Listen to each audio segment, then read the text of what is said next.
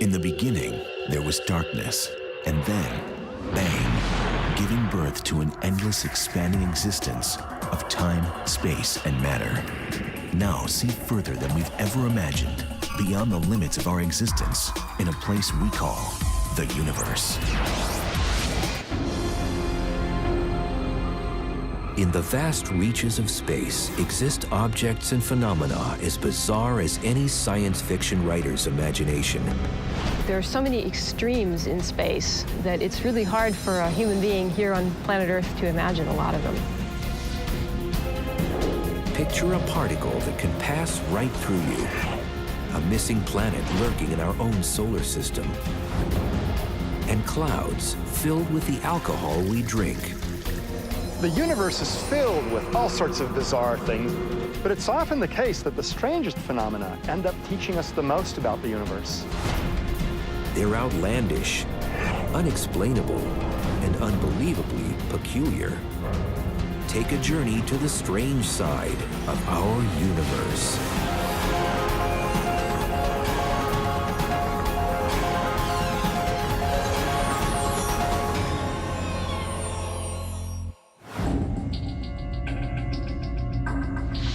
From our Milky Way galaxy to remote regions billions of light years away, space is jam-packed with really weird stuff.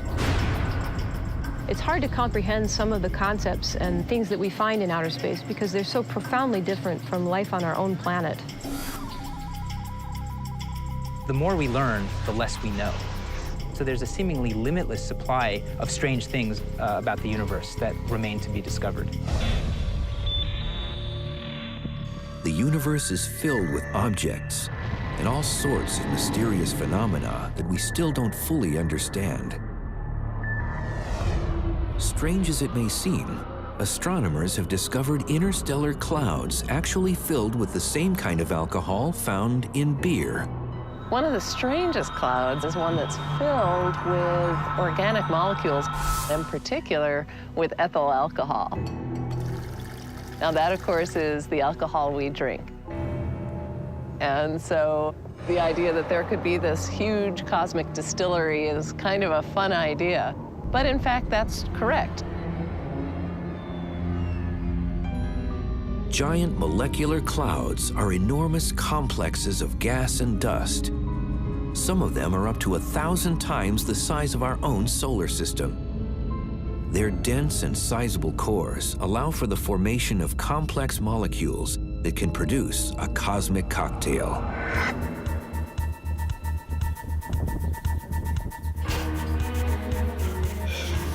In this microbrewery, barley, water, and yeast are used to produce alcohol. Whereas in interstellar molecular clouds, it's dust grains that serve as the key nucleation site for simpler molecules like molecular hydrogen, water, and carbon dioxide to come together and react chemically to form more complex molecules like ethyl alcohol. When the dust grains migrate closer to the center of the molecular cloud, they start to approach the central star that's forming in its core, and this heats them up, possibly enough to evaporate some of the complex molecules like ethyl alcohol off and into interstellar space.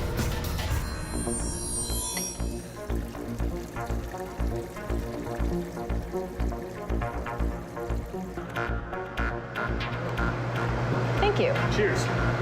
So just like this microbrewery, the dust grains in interstellar molecular clouds serve as meeting places where lonely molecules can form more complex molecules.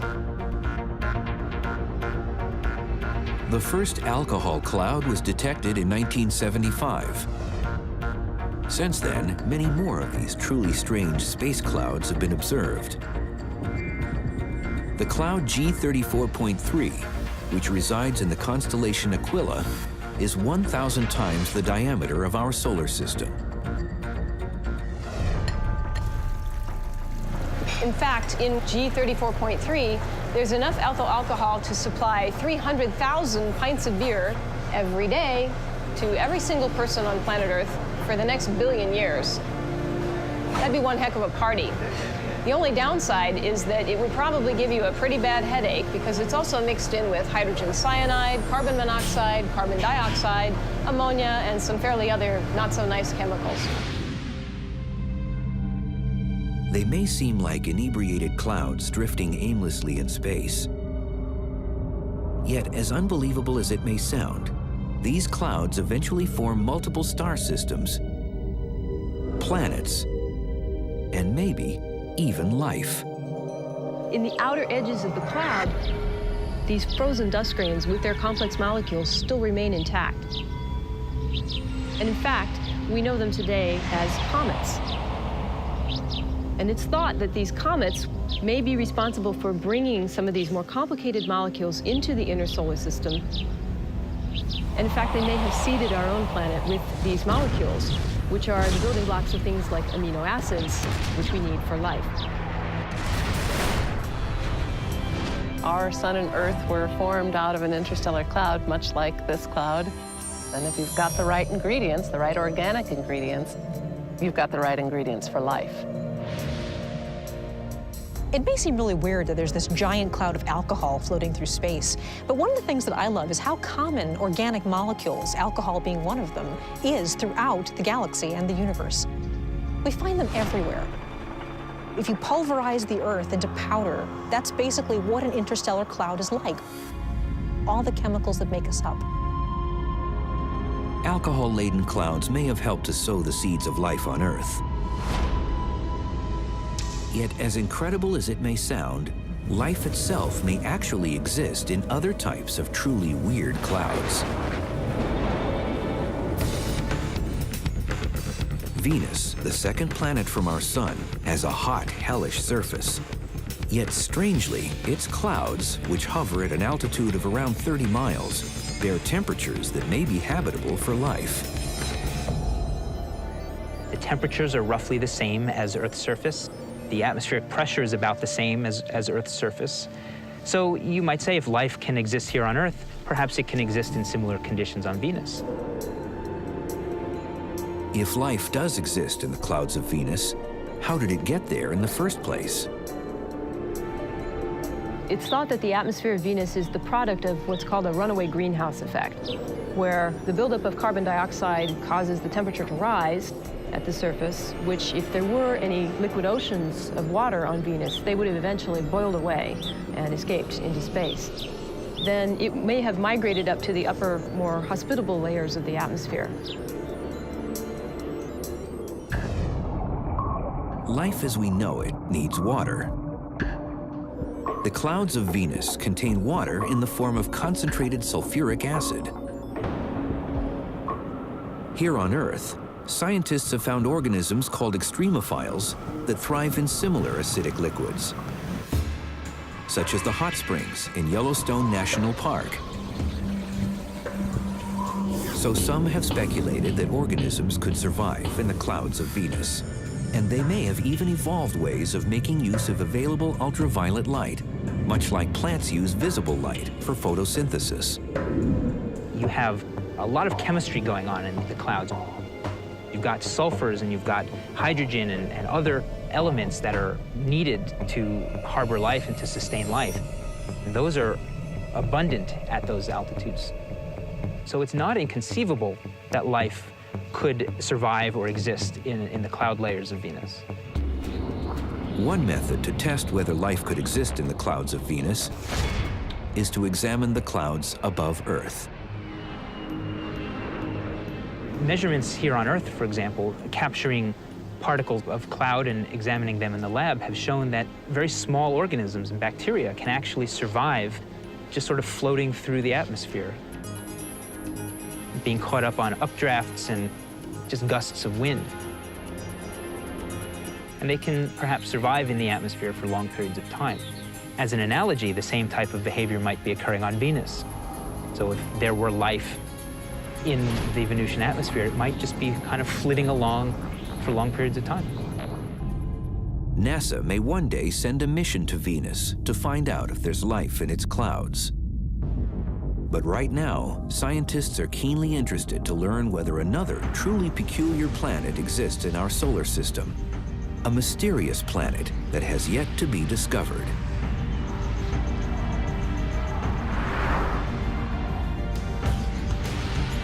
Planet X is a hypothetical planet that may exist beyond Neptune.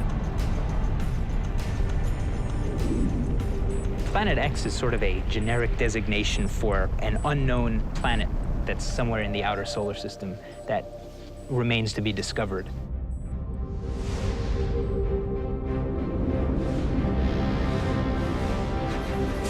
Astronomers began to speculate there might be a missing planet when observing the Kuiper Belt, a repository for icy rocks beyond the orbit of Neptune. The outer edge of the Kuiper Belt is called the Kuiper Cliff because the density of space rocks drops off steeply here. This could be caused by Neptune's gravitational pull, or perhaps by an unknown planet. One hypothesis for the drop-off in Kuiper Belt objects that we see after about 50 or 55 astronomical units is that there's a planet lurking out there somewhere which could be sort of hurting them inside of that region. Scientists have wondered for decades how many planets our solar system harbors. Is there really a Planet X? Originally, Pluto, when that was discovered, was designated as Planet X. More recently, there have been discoveries of other Kuiper Belt objects, things like Eris and Sedna, for example, that have been assigned the designation Planet X. There still remains to be the discovery of a very large object in the deep solar system. So there's sort of still this idea that a Planet X, or a mysterious hidden planet, is out in the solar system somewhere.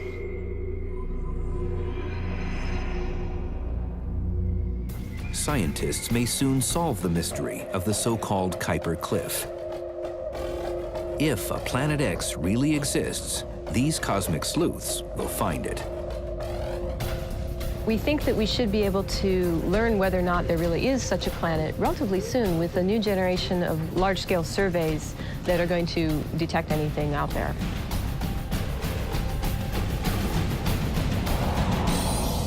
Planet X may or may not exist. But there are other planets that have been observed far off in space that are truly out of this world.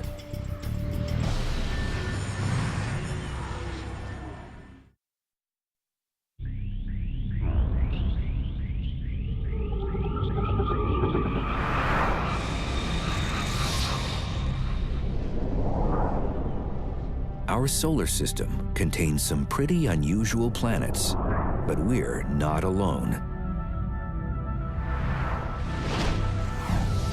Sophisticated telescopes have now identified nearly 300 planets that are located well beyond our solar system. They're known as exoplanets. The most peculiar exoplanets are pulsar planets. Unlike most that orbit a star like our Sun, these planets orbit a fast-spinning neutron star called a pulsar, which emits a pulsing radio emission, much like a lighthouse. In the 1990s, scientists actually discovered a trio of pulsar planets about 900 light-years away, located in the constellation Virgo. If I had my say, they'd probably go down as the weirdest planets in the universe. And these planets are all very close in to the pulsar. Now, that's no place for a planet to exist. Nobody expected to find planets around these things because a pulsar, or a neutron star, is the remnant of a supernova explosion. This star has ripped itself apart in one of the most violent, chaotic explosions known in the universe. So what were planets doing there? This was a real surprise. There are 3 of these planets, and 2 of them are about 4 times the mass of the Earth, and the third planet is about twice the mass of Earth's moon. So very small planets indeed. In fact, they orbit so close to their neutron star primary that they could actually fit within the orbit of Mercury. So they're very close in.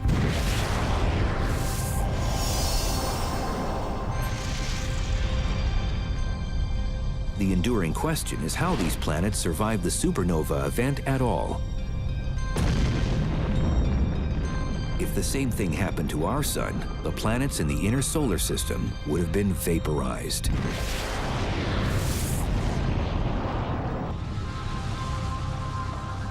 If those planets that we see were there at the time of the supernova and they survived it, they certainly would extinguish any life that might have been on those planets. There's no hope for that. Just the power and the energy and the radiation environment of the supernova would make it pretty lethal to anything. If the three planets weren't orbiting the star at the time of the supernova explosion, then how did they get there? Maybe these weird pulsar planets formed from the debris surrounding the supernova, the exploding star. Maybe there was a disk of material that was shot out, but it didn't quite escape, and it left a disk of debris from which planets then formed. We don't really know how these weird pulsar planets form. They challenge all theories so far. Pulsar planets shed startling new insight into the formation of solar systems throughout the universe. If the pulsar planets formed after the supernova explosion, then they're important because they indicate that planet formation can happen in rather extreme, unexpected environments. Maybe you don't need something quite as orderly as the gas that formed our own planetary system. So that's really cool. But if the planets were there before the explosion and remained bound to the star, that's an interesting challenge to theory as well, because it shows that somehow planets can remain bound in some cases. Pulsar planets are oddities, but the neutron or pulsar stars they orbit are also quite bizarre.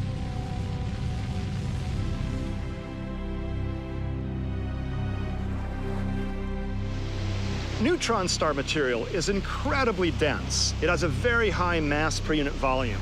In fact, it's as dense as an atomic nucleus. So if I had a shovel full of sand and this were actually neutron star material, it would weigh as much as Mount Whitney in the Sierra Nevada range in California. It would have as much mass as a mountain. And a bucket full of this neutron star material would weigh as much as Mount Everest, the biggest mountain on Earth. Now, I can lift a bucket of sand quite easily, but if this were actually neutron star material, there's no way I could lift Mount Everest. That shows how incredibly dense neutron star material really is.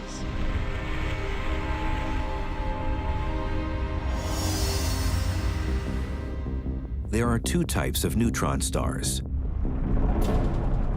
Pulsars that spin rapidly and emit beeping radio pulses, and magnetars that spin slower and emit energy from magnetism. Magnetars, which are much rarer than pulsars, have the strongest magnetic fields known in the universe. There aren't any places on Earth where you can find magnetic fields as strong as you find them in a magnetar. But there's kind of a parallel with this Tesla coil. The Tesla coil is originally experimented with by Nikola Tesla, who was trying to figure out how to provide electricity without having to wire homes, but actually provide electricity through the air. The Tesla coil has a big voltage difference, about 500,000 volts between the ball in the middle and the cage that surrounds it. And that gap is a release of energy that when the electrons fly through the air, it releases a tremendous amount of energy that you see in those sparks. A magnetar is kind of the same thing. It's a release of energy that you see in gamma rays and X-rays. Magnetars can release gigantic bursts of energy, not in a periodic way like a pulsar, but rather sort of at random. Something happens to the crust, like a star quake. And a bunch of magnetic fields come together and release a tremendous amount of energy, which gets turned into X-rays and gamma rays. Magnetars and pulsars are both strange stars. But scientists have discovered something even more bizarre. A star that acts like a pulsar and a magnetar. NASA's Rossi X-ray Timing Explorer has observed this unusual star ejecting 5 colossal outbursts of energy in the form of flares, which are characteristic of magnetars. They occurred 5 times between May and July of 2005. Each flare lasted less than a second, but released energy equivalent to tens of thousands of suns. There's been one case of a pulsar which went through several magnetar-like outbursts that require this much stronger magnetic field and some sort of a restructuring of the magnetic field that suddenly releases a lot more energy than a normal pulsar. So we have at least one case of a link or a missing link between pulsars and magnetars. A pulsar that later showed some magnetar phenomena. The pulsar-magnetar combo star is fairly young, less than 900 years old. So astronomers think neutron stars may begin their lives as magnetars, then settle down and become pulsars. It could be that many neutron stars that eventually become normal pulsars actually go through magnetar-like outbursts when they're very young, just a few hundred years old or 1,000 years old. That could be the critical link. We're seeing this one when it's much younger than most pulsars that we see. Some unusual stars exist in the cosmos. But there is equally odd small stuff in space. And recently, scientists have solved the mystery surrounding one of the most elusive things in the entire universe, a ghostly particle that passes through us every second of every day.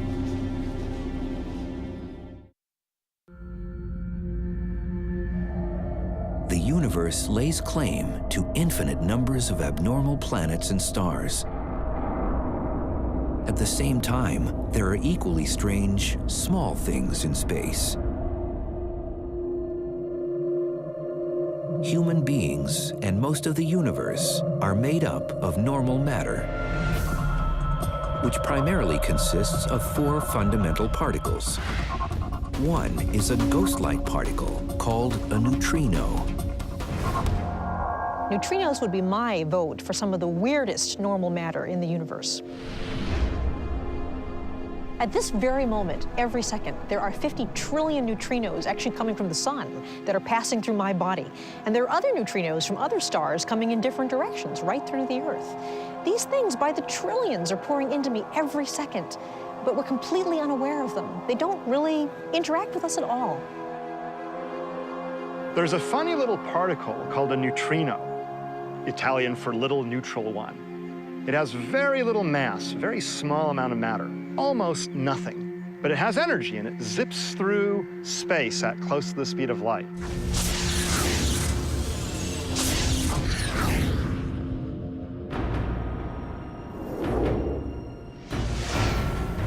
These things are so non-interactive that if you imagine a light-year thickness of lead and you shined a beam of neutrinos toward it, half of those neutrinos would make it through that light-year thickness of lead completely unscathed. Neutrinos are most commonly formed by nuclear reactions inside stars, including our sun.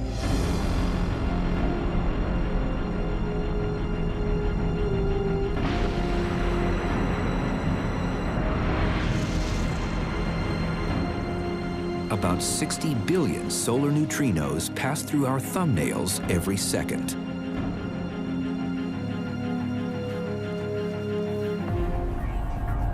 But there are other sources that create neutrinos. They are produced by nuclear reactors.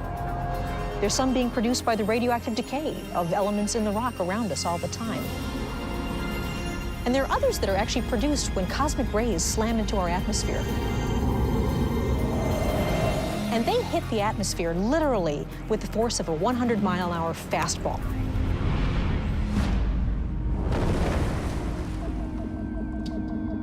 Vast numbers of neutrinos were released into the universe immediately after the Big Bang, along with other particles and light. Humans are the descendants of this primordial soup.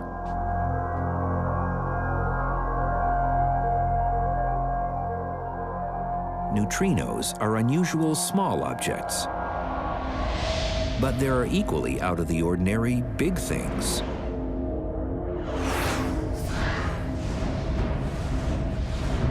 Asteroids are the rocky leftovers from the formation of the solar system. These space rocks primarily orbit within the asteroid belt between Jupiter and Mars. Among the billions that inhabit the asteroid belt, there's one asteroid that's truly eccentric. One of the strangest asteroids is one called Toutatis, and I guess it catches our attention a lot because it's odd. It's not perfectly round. It's kind of misshapen. It sort of looks like a bowling pin, elongated, like a bulge down here and then a narrow neck and then another bulge. Some have even said it's maybe two separate objects loosely connected. It's got a strange rotational period where it's sort of tumbling, kind of like a badly thrown football. It's not spinning along any of its primary axes. It's actually sort of spinning along all three, tumbling through space.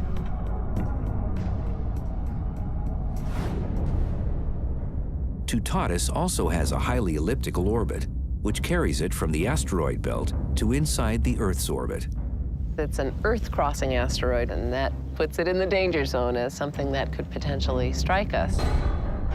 In September of 2004, Toutatis got too close for comfort. The asteroid came within 1 million miles, or about 4 times the distance to our moon. And that's really close for an asteroid, especially for one that big. And if it were to crash into Earth, it would not slow down one bit by our atmosphere. It would really smack us and be very devastating to Earth.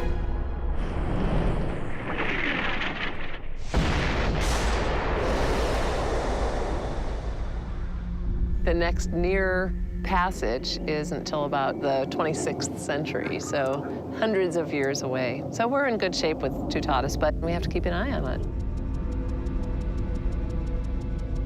Toutatis is an irregular asteroid, but there are much bigger and stranger cosmic bodies that roam the universe.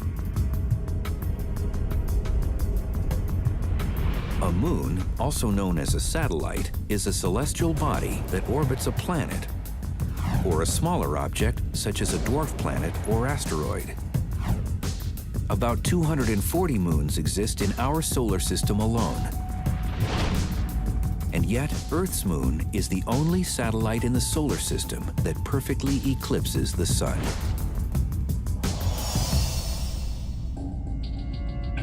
But one of the most curious moons belongs to a gas giant planet in our outer solar system. Miranda, one of Uranus's moons, is really a weird moon. It's very small. It's only about 290 miles across, so it would tuck neatly in the sort of New York to Washington corridor. But it is completely, you know, a mess. Miranda has been named the Frankenstein moon of our solar system because of its haphazard surface. The surface has all kinds of features and canyons and flows and cracks, and it looks like it's just been through the ringer, you know, that it's been through something. Even though it's only 290 miles across, it has canyons that are 12 miles deep. You know, by comparison, the Grand Canyon is about 280 miles long and is a mile deep or thereabouts. What makes Miranda one of the strangest moons in the solar system is that it looks as though it was assembled from the leftover bits of other moons and planets. It's got a dual nature about the surface. You've got certain regions that appear very flat, and then other locations that are very dynamic. Miranda puzzles astronomers because they don't know exactly how it was formed.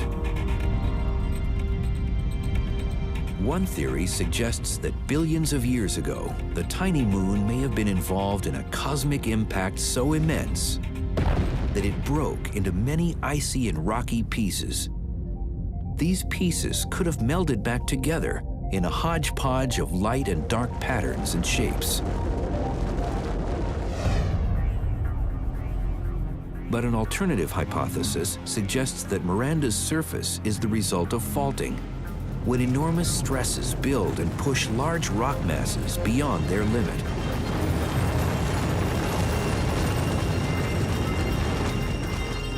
It's much like what has happened here on Earth.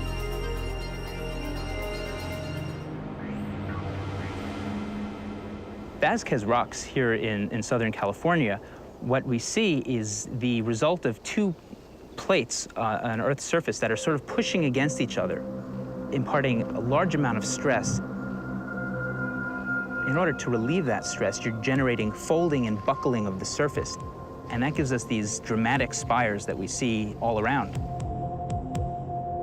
A similar type of action is occurring on Miranda, where you have enormous amounts of stress on the surface that are causing buckling and folding of the Mirandan surface, generating the peaks and scarps that we see there.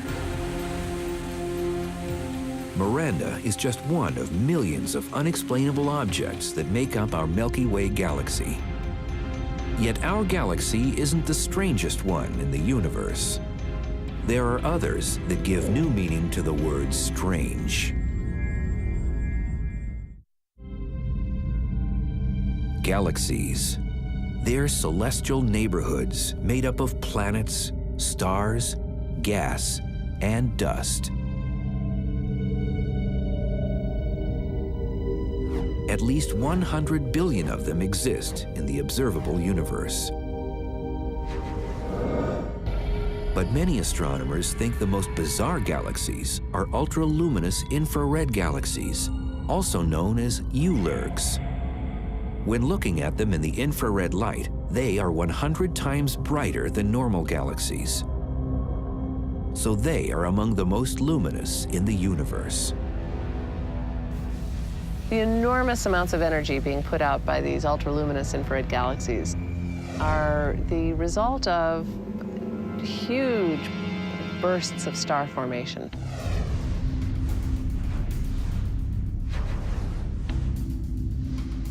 In our galaxy, about one new star the size of our sun is born every year. But in ULIRGs, about 100 new stars are formed yearly. Stars are formed out of interstellar gas, and they're surrounded by dust, and you can't really see the stars forming, but all of that energy heats up the dust, which in turn glows in infrared light. So you're seeing all of the energy of all of these generations of stars being absorbed and re-radiated in infrared from the dust in these galaxies. So it's like there's a shroud over the galaxies, but the shroud itself is glowing really, really brightly. ULIRGs were first discovered in the early 1980s, when the infrared astronomical satellite, known as IRAS, picked up galaxies that are extremely bright at infrared wavelengths, 1 trillion times more powerful than our sun. One of the most luminous ULIRGs has been identified as F15307 plus 3252. It's located 7 billion light years away in the constellation Boötes. The numbers in those names refer to the direction, the coordinates in the sky where you can find the object.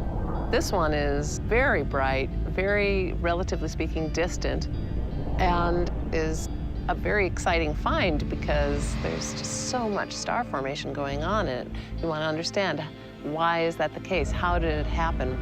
What triggered this enormous amount of star formation that we're seeing? One hypothesis has been that these galaxies are very active because they're the product of either mergers or near misses with other galaxies.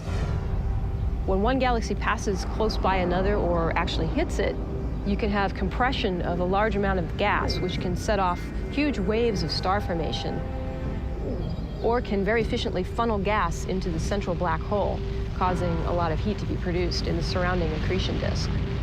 But this is still an active area of research right now as to exactly why this process happens to make these unusual galaxies.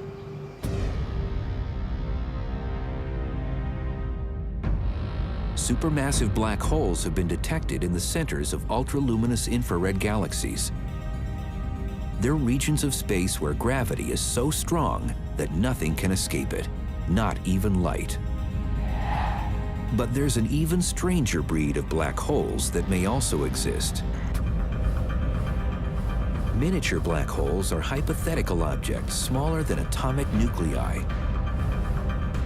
Unlike their stellar mass and supermassive black hole cousins, mini black holes have never been observed. But many scientists believe that they do exist. Mini black holes are probably nothing unusual. There's probably one right here in front of my nose right now, and one here and one here. We're probably surrounded by them. Mini black holes might be primordial leftovers from the Big Bang.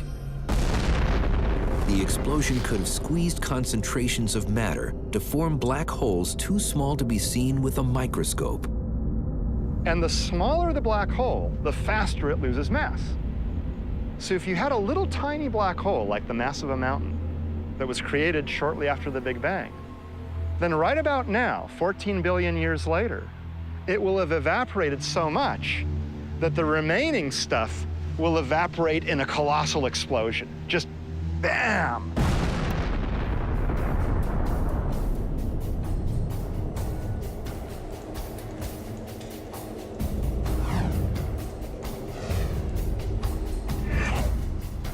Scientists may prove mini black holes exist by manufacturing them temporarily here on Earth. In Switzerland, scientists have built the Large Hadron Collider. It's a particle accelerator, hopefully capable of slamming subatomic particles together to replicate the energies that existed less than a second after the Big Bang. The Large Hadron Collider is going to be able to shoot particles very fast at each other. And for an instant, there will be a lot of mass in a tiny little bit of space. And it may actually succeed in popping off little mini black holes. It's an amazing idea. We're on the verge of being able to make artificial tiny black holes in the laboratory.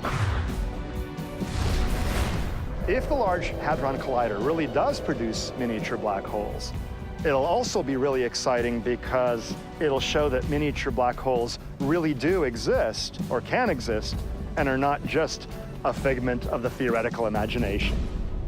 The mini black holes that the Large Hadron Collider may produce will last an instant before disappearing. And if successful, the experiment may also reveal secrets about another puzzling phenomenon in the universe, a matter that's completely invisible. To find this phantom matter, scientists had to look no further than our own galactic neighborhood, the Milky Way. Strange as it may seem, planets, stars, moons, and galaxies make up less than 20% of all matter in the universe.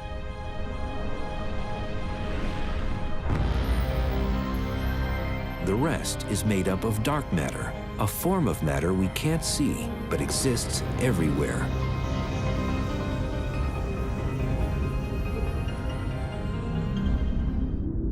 Dark matter was first inferred in the early 1930s, but very few scientists bought the concept at the time. But in the past 2 decades, the evidence for this invisible phenomenon has become overwhelming. As people began to map the Milky Way galaxy, they noticed that the stars at the very edge were moving so fast, they should have actually flown off the galaxy. But they're not. They're being held together by something invisible, something that's adding more attractive force to the galaxy, more gravity. But we have no idea what this could be. It's kind of strange that a lot of the universe we can't even see. We detect dark matter because it interacts gravitationally with mass that we do see. Galaxies spin faster than they should, counting up the amount of gravity that you can see from the matter they have. And if that gravitational attraction weren't there, the hot gas would disperse. So we know there's more gravity than we can account for by the mass that we see. And that is just simply called dark matter. One method to measure dark matter is to look at hot X-ray emitting gas and how it's contained by the gravity present in it.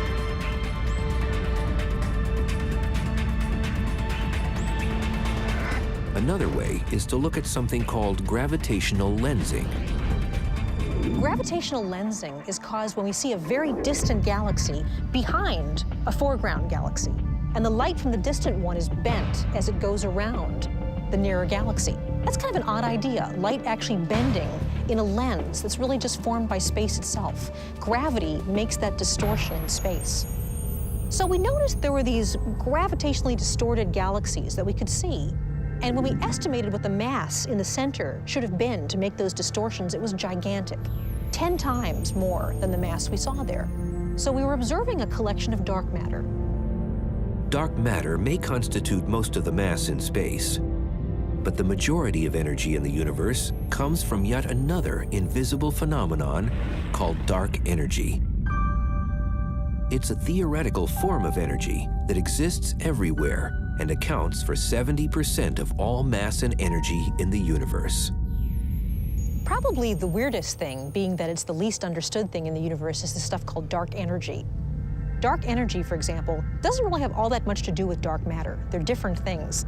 The dark really means we just don't know what's going on. Dark energy was first observed in 1998 when measurements of faraway exploding stars were used to determine the distances of galaxies. Those galaxies were found to be farther away than expected in a universe that's slowing down with time. The astronomers thus concluded that the universe is actually expanding more quickly with time, and dark energy may be the culprit. The universe is filled with this repulsive dark energy. It's really weird stuff that's causing the expansion of the universe to speed up with time, to accelerate. So it's going whoosh like that, you know, faster and faster. And that was really weird when it was found. You know, it was not anticipated. It appears, at least to us at this time, that even more of the universe is made up of dark energy, which is some substance. It's dark, it doesn't shine, we can't see it, but it acts to speed up the expansion of the universe. It's sort of an anti-gravity. Normal matter and energy tend to slow down the rate at which things are going away from each other because normal things pull on one another gravitationally. But dark energy appears to accelerate the rate at which objects pull away from each other. One theory suggests that dark energy will accelerate the expansion of space to such an extent that the entire universe will be ripped to shreds in about 50 billion years. If that's the case, then eventually, not only will clusters of galaxies be ripped apart from one another, and then galaxies themselves will get ripped apart as the stars zip away from one another. And then solar systems, planetary systems will get ripped apart. And then later on, even planets will get ripped apart, and humans will get ripped apart. And finally, even atoms and subatomic particles will get ripped apart. The universe is full of odd and interesting things. But the most peculiar thing in the universe may exist in our own backyard. By far and away, the strangest thing, in my opinion, in the universe is Earth. And I live here, and I know something about it. What a crazy place this is, a rocky planet near a star with all this green stuff that takes sunlight and turns it into food. That's strange, but, you know, to others, there's nothing particularly peculiar because it's home. I'd say the strangest things in outer space are human beings. We're definitely unusual, and we haven't found any other beings like us yet in the universe, although that's not to say that they aren't out there. But we're pretty strange.